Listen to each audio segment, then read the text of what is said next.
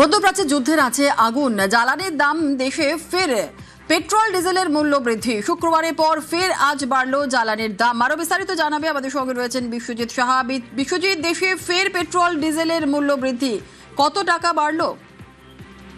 একদমই কলকাতায় পেট্রোলের দাম বেড়েছে 96 পয়সা প্রতি লিটার এবং ডিজেলের দাম বেড়েছে 94 পয়সা প্রতি লিটার।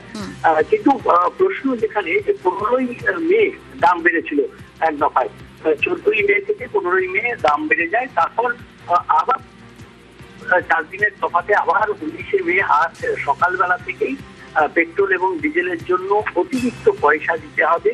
পেট্রোল পাম্পে গেলেই পেট্রোল পাম্পের এই মুহূর্তে কলকাতায় যে দাম হয়েছে আজ সকাল থেকে 109 টাকা 70 পয়সা পেট্রোলের দাম এবং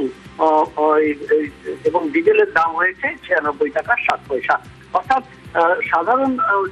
সাধারণ যারা ডিজেল ব্যবহার করেন প্রত্যেকেই স্কুটি, বাইক থেকে শুরু করে গাড়িতে সেই পেট্রোল ডিজেলের দাম, এছাড়াও নানান কাজে পেট্রোল ডিজেল পরিবহনের একটা বড় মাধ্যম।